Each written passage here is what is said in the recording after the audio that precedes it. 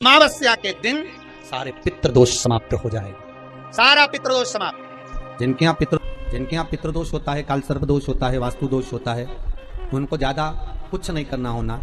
महाराज एक बेल का फल लीजिए। क्या लेना है? बेल का फल, बेलपत्री का जो फल होता है उसको ले लो। उसके अंदर का जो गुर्दा होता है, अंदर का जो भाग होता है, उसको निकाल लीजिए और उस बेल के फल में आटा सेक कर उसमें शक्कर मिलाकर उसको उसके अंदर भर लीजिए। अमावस्या के दिन सुबह 10 बजे से पहले उस बेल फल में जिसमें तुमने पंजेरी भरी है, आटा सेक कर भरा है शक्कर के साथ में, उसको अपने घर में घुमाने के बाद में जिसको काल सर्प दोष बताया है, पितृदोष बताया है या वास्तु दोष का स्मरण बताया है, घर में सब दूर घुमाकर अपने परिवार का हाथ का स्पर्श कराकर पीपल के पेड़ के नीचे तक खड्डा खोदकर उस बेल पत्र के उस फल को दाब दीजिए। उस फल को उसमें दबा दीजिए। महाराज केवल एक अमावस्या करना रहता है, पितरों के दोष से मुक्ति मिलती है और हमारे घर के कार्य सफल होना प्रारंभ हो जाते हैं। कार्य की सफलता होती है, कार्य में सफलता प्राप्त होने लगती है। अमावस्या के दिन दोष काल में, प्रदोष के समय पर, प्रदोष काल में शाम के समय पर जाकर किसी भी नदी, तालाब, बावड़ी, कुआं, कहीं ना कहीं जो आपके पास में हो, वहां पर एक घी का दिया, बत्ती का मुंह दक्षिण की ओर कर अवश्य जला कर जाना। सारे पितृदोष समाप्त हो जाएगा। सारा पितृदोष समाप्त। अमावस्या के दिन किसी भी जलाशय के पास में, नदी, तालाब, बावड़ी, कुआं, जो आपके शहर में, आपके गांव में, आपके नगर में हो, वहां जाकर लगा दीजिए। पाप करते हैं जवानी में, झूठ बोलते हैं जवानी में, कपट करते हैं जवानी में, बेईमानी करते हैं जवानी में, और उस पाप को धोने का प्रयास कब करते हैं कि बुढ़ापा आएगा तब तीर्थ जाएंगे, बुढ़ापा आएगा तब भगवान का भजन करेंगे, बुढ़ापा आएगा तब भगवत नाम लेंगे, बुढ़ापा आएगा तब भगवान का स्मरण करेंगे। अब जरा विचार करिए, चाय अभी गिरी और चाय गिरते से ही तुमने धोली तो उसमें दाग नहीं लगेगा, सब्जी गिरते से ही धोली तो सब्जी का दाग नहीं लगेगा। उसी तरह अगर जवानी में हमने पाप किया है तो जवानी में ही भजन कर कर उसको धोते चलो तो श्रेष्ठ है।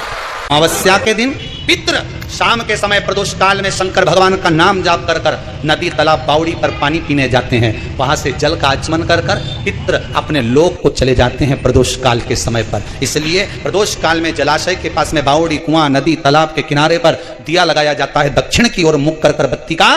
तो पितृ आशीर्वाद देते हुए जाते हैं कि फलो फूलो, आगे बढ़ो, उन्नति करो, तरक्की करो। ये पितरों का आशीर्वाद रहता है, पितरों का वर रहता है। आप देंगे उसको मिलेगा। पितृदोष है ये आपको कैसे मालूम पड़ेगा? पितृ भूखे हैं इसका तो वर्णन हमने पहले कर दिया कि रात्रि को जब आप सोने के बाद में 1-1.5 घंटे बाद अगर आपकी नींद खुल जाए, 1 घंटा 1.5 घंटा आप सो लिए, उसके बाद जो नींद खुली तो 1-1.5 घंटे तक अगर आपको नींद नहीं आ रही है, रात्रि को सोने के बाद में 1 घंटे बाद जब उठे तो आपको प्यास लग गई, भूख लगने लगी, प्यास लगने लगी कि मेरे को पानी पीना पड़ेगा, घबराहट हो रही, पानी पीना पड़ेगा। 1-1.5 घंटे सोने के बाद अचानक नींद खुले और आपको प्यास लगे, समझ लेना आपके पितृ भूखे हैं और प्यासे हैं, भूखे और प्यासे हैं, उनको जल की जरूरत है। किसी भी नदी में, सरोवर में, कुंड में, बावड़ी में, तालाब में, आप तीर्थ में जाकर जब स्नान करते हैं तो स्नान करने के बाद एक काम का नियम बना लो कि अपने हाथ की अंजलि में जल लेकर अपने पूर्वजों को देना। प्यासे रहते हैं, भाग मांगते हैं, प्राप्त करना। 3 वृक्ष पितरों के तुल्य हैं। पहला पीपल, दूसरा बट वृक्ष, तीसरा बेलपत्र का वृक्ष। ये पितरों के तुल्य हैं। अगर आपको रात्रि में नींद नहीं आ रही है, ऐसा लगता है कि रात्रि को 1 घंटा 1.5 घंटा सोने के बाद कुछ गलत गलत विचार आने लगते हैं, नींद सुबह 3 बजे तक, 4 बजे तक नहीं आती, 4 बजे के बाद फिर नींद आती है, तो एक प्रैक्टिकल जरूर कर देखना। एक प्रैक्टिकल करने में क्या जाता है? प्रयास करने में क्या कुछ जाता है क्या? प्रैक्टिकल कर देखना कि कहीं सियोर वाला महाराज झूठ तो नहीं बोल रहा, तो प्रैक्टिकल करने में कुछ नहीं जाए। 1 लोटा पानी लो, उसमें थोड़ा सा कच्चा दूध डाल लीजिए, त्रि का पेड़ या पीपल का पेड़ या बट का पेड़, इन पेड़ के नीचे ले जाकर उस दूध को दोपहर में सुबह 10 बजे से लेकर 12 बजे के बीच में ले जाकर चढ़ा दीजिए। रात्रि को फिर ना आपको प्यास लगेगी, ना भूख लगेगी, नींद एक बार लगी तो सुबह ही खुलेगी। प्रैक्टिकल करने में क्या जाता है? पानी डालने में तुम्हारा कुछ जाएगा? अरे बोलो तो सही, प्रैक्टिकल करने में क्या जाता है? कुछ भी नहीं बिगड़ेगा, या तो बस जल डालोगे तो तुम्हारा ही कुछ अच्छा हो सकता है, बाबा की कृपा। 3 वृक्ष पितरों के तुल्य हैं। पहला जम के बोलिए पीपल, दूसरा बट वृक्ष, तीसरा बेलपत्री का वृक्ष। 3। पीपल के वृक्ष में 52,000 ब्राह्मण एक साथ निवास करते हैं, इसलिए पितृतुल्य है। बट वृक्ष ब्रह्मा जी के मस्तक से बना, इसलिए पितृतुल्य है। और बेलपत्री का वृक्ष माता पार्वती जी के अश्रु से बना। जब आंसू गिरे थे माता जगत जननी जगदम्बा पार्वती के, उस समय पर पितृलोक में हलचल उत्पन्न हो गई थी। हमारी नातिन की आंख में आंसू कैसे आ गए? मैनावती की पुत्री है, पितरों की नातिन, इसकी अश्रु कैसे गिर गए? पार्वती जी ने कहा ये आंसू नहीं, मेरा पुण्य भाग प्रकट करती हूं बेलपत्री के रूप में। तो पितरों ने वर दिया था कि ये बेलपत्री का वृक्ष हमारा आशीर्वाद है, इसके नीचे अगर कोई दीप लगाता है, शिव को स्पर्श कर चढ़ाता है, उसके पितरों की शांति होगी। हम स्वयं उसको आशीर्वाद देने के लिए पधारो। पितृदोष। दूसरा पितृदोष का लक्षण बताया, घर में कोई शुभ कार्य ना हो, वंश की वृद्धि ना हो, 1 रुपये कमाओ, 1.25 रुपये खर्च हो रहे हैं, पैसा 10 जगह से कमाई आ रही है पर घर में टिक नहीं पा रही है, आया गया, पितृदोष है।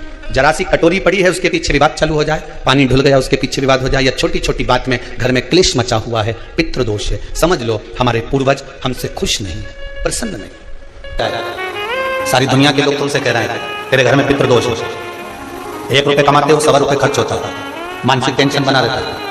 घर में एक व्यक्ति बीमार है, ठीक हुआ, दूसरा बीमार पड़ गया, दूसरा ठीक हुआ, तीसरा बीमार पड़ गया, तीसरा ठीक हुआ, चौथा बीमार पड़ गया। मतलब कहीं ना कहीं पितृ का भाव, पितृदोष का बहना है। किसी ने कहा तुमसे कि तेरे यहाँ पितृदोष है, तूने ब्राह्मण को भोजन करा दिया, पिंडदान करा दिया, तर्पण करा दिया, तिलांजलि करा दी, गया जी का श्राद्ध कर दिया, हरिद्वार चली गई, वहां पिंडदान करवा दिया, ब्राह्मण भोज करवा दिया, तिथि पर भोजन करवा दिया, सब कुछ करवा के देते। अब एक काम और करके देते, एक काम और करके देते हो। जब तुम घर में भगवान शंकर की आरती, तुम्हारे घर में शंकर जी का शिवलिंग है, भले काय का भी हो, छोटा सा, भले सिल्वर का कंकर शंकर हो, नर्मदा का कंकर हो, चाहे शंकर पारक के हो, पीतल के हो, स्टील के हो, लकड़ी के हो, जिसके भी हो, लोहे के हो, पाषाण के हो, जिसके भी हो, शंकर का शिवलिंग अगर हमारे घर में है और आप रोज प्रतिदिन भगवान की आरती करते हो, प्रतिदिन, और आपको लग रहा है कि मेरे यहाँ तकलीफ चल रही है, ये ठीक ही नहीं हो रही, लगभग 1.5 महीना आप कम से कम 45 दिन, 1.5 महीने के करीब में ऐसा प्रयास करना कि भगवान की आरती, शिवलिंग, शंकर भगवान के शिवलिंग की आरती करने के बाद उस दिए को भगवान के सामने मत रखो, उस दिए को उठाकर जहां तुम पानी का मटका रखते हो, हंडा रखते हो, जिससे तुम पानी पीते हो, तुम्हारे रसोई घर में जो पानी का मटका, हंडा, बाल्टी, आरओ का पानी जिस मटके में गिरता है, हंडे में गिरता है, जिसको हमारे पितरों का स्थान कहते हैं, उस स्थान पर, उस मटके के पास में, हंडे के पास में, उस बाल्टी के पास में, जहां रसोई घर में पानी रखते हो, उस रसोई घर में पानी जहां रखते हो, उसके पास में उस दिए को भगवान के सामने नहीं रखना। आरती उतारने के बाद उस दिए को ले जाकर सीधे परिंदे के पास में, उस हंडे के पास में, मटके के पास में उसको रखो। केवल 1.5 महीना कर देखना। 1.5 महीने के बाद तुम्हें मालूम पड़ेगा कि हम वापिस उन्नति की सीढ़ी पर चढ़ना प्रारंभ करती है, हमें फल मिलना है।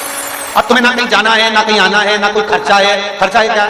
ईमानदारी से बोलो, कोई तुम्हारा लाखों रुपया लग गया, रोज आरती करते हो रोज आरती। बस आरती का नियम बना लो कि हमको पितृदोष किसी ने बोला है, हमारे घर में अशांति है, पितृदोष है, कोई कह रहा है कि तुम्हारे घर में पितृदोष है, हमने सब कुछ करके देख लिया। अब हमें ये करना है कि महादेव की आरती जब होती है तो उसकी ज्योत का दर्शन करने पर 1000 कपिला गाय के दान का पुण्य मिलता है। तो ये पुण्य हम हमारे पितरों को देते हैं, जिससे उनकी मुक्ति हो जाए और हमें आशीर्वाद।